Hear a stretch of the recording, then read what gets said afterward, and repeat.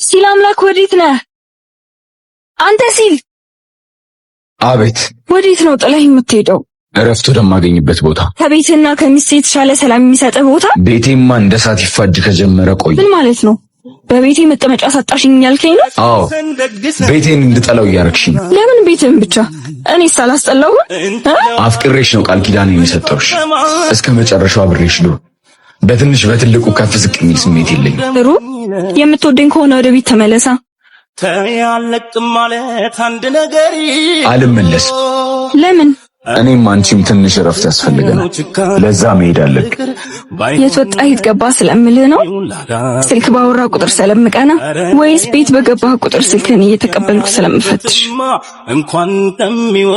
አዎ፣ ጭቅጭቅ አስጠልቶኝ፣ አለመታመን ሰልችቶኝ፣ በዚህ ከቀጠልን ደግሞ ቤታችን መፍረሱ። ስለዚህ ከሁለት አንዳችን መወሰን ነበረብን። እኔ ወስኝ እኮ ሚስትህን ጥለህ በመሄድ። አዎ፣ አብረን መቀጠል የምንፈልግ ከሆነ ሁለታችንም ትንሽ ትንፋሽ ያስፈልገናል። ራሳችንን ማዳመጥ አለብን። ፍቅር ለቀቅ እንጂ ችክ ማለት ነው። ስለዚህ ሁለታችንም ትንሽ እንረፍ። ከዛ ተመልሼ እመጣለሁ። ራስሽን ጠብቂ። እሺ፣ የት እንደምትሄድ እንኳን ንገረኝ። እወድሻለሁ። ነካክተው የተኛውን በሬ አደረጉታል ይባላል አይደለም ወይ? ልብ ያመረረ ቀን እንዳያራረ። ያው መጣልሽ መጣ። ወይኔ ማህደር፣ ምንድነው የሚወጣኝ አሁን? አንቺ ልጅ ሁሌ ባየሽ ቁጥር ለምንድን ነው የምትደናበሪው? ኧረ ተረጋጊ። ወይ መረጋጋት። ለነገሩ እኔን ካልሆንሽ አይገባሽም። ልጁ የሆነ የሚያስደነግጥ መንፈስ አለው። በያውን ተንሽና ሂጂ። ደካማ ጎኑ ነግሬሻለሁ እንዳልኩሽ አድርጊ። በሂጂ ሂጂ። ወይኔ ጉዴ! እንዴ! ይቅርታ፣ በጣም ይቅርታ። ስትስቂ በጣም ታምሪያለሽ። ልክ ናት ማለት ነው። ማናት? ሳቄን ወደድከው ወይ ማለቴ ነው። በጣም ስትስቅ የምታምር ሴት ደካማ ጎኔ ናት። እናውቃለን። ማለቴ አውቃለሁ ማለት በጣም ያስታውቅብሃል። ስም የለሽም? ማህደር። ያንተ ደግሞ ሲል አምላክ አይደለ? በትክክል። ስለተዋወቅኩ በጣም ደስ ብሎኛል። እኔም በጣም ደስ ብሎኛል። ጥሩ አጋጣሚ ነበር። ሁሌ እዚህ የምትመጪ ከሆነ እንገናኛለን። በምን? ስልኬን ነው። ሰወድጃል ቀና። ቻው። እሺ ቻው ብሎ ሚገራ ባሉለታይ ተሳካ። ነግሬሽ ነበርኩ ደካማ ጎኑ ፈገግታ ነው። አንቺ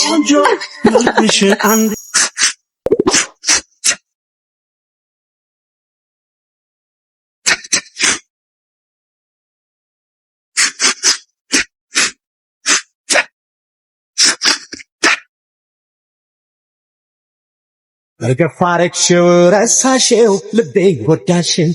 ለገፋረክሽው ምን ፈልገሽ መጣሽ? እንዲህ ጨካኝ መሆንህን አላውቅም ነበር። እኔም አላውቅም ነበር። ቆይ እንደ ቀልድ እኮ አንድ ወር ሆነን። አይገርምም? አትሳቅ። አልቀለድኩም። እኔም አልቀለድኩም። በአምላክ የኔና ያንቺ ነገር የተሸከምኩት እኔ ነበርኩ። ድንገት ለቀቅ ባረገው እንደ ቀልድ አንድ ወር ሆነ።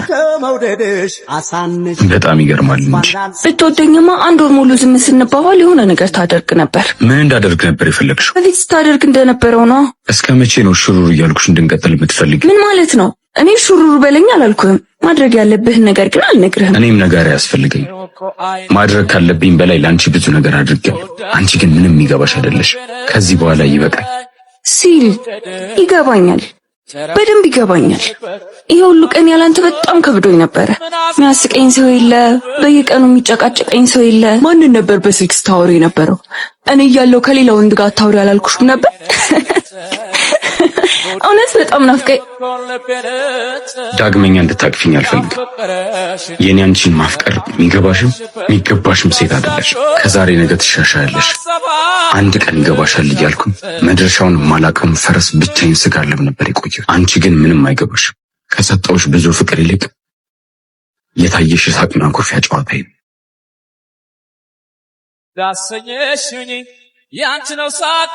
ጉሮሮሽ የውሃ ያለ እያለ ሲያስጨንቅሽ ሙቋል ብለሽ የደፋሽውና ከመሬት አፍሰሽ መጠጣት ያሰኝሽ፣ ግን የፈሰሰ ውሃ አይታፈስም።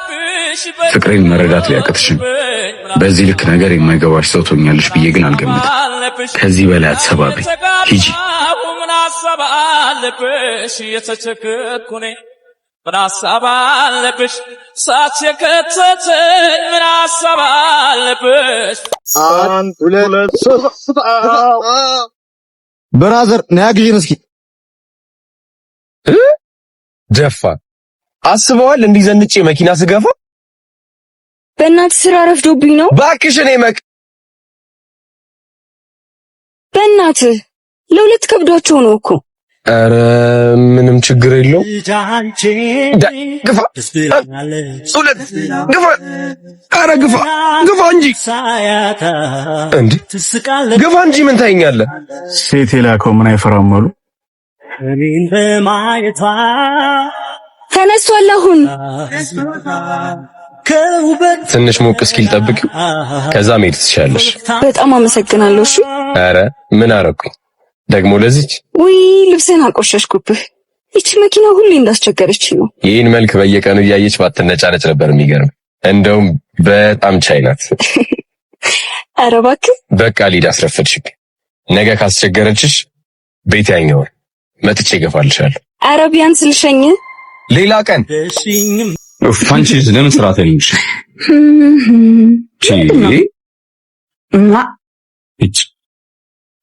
ቆይ አንቺ ምንድነው ሁሌ እንደዛ የሚያደርግሽ? መቼ ነው ቁም ነገር የምናወራው?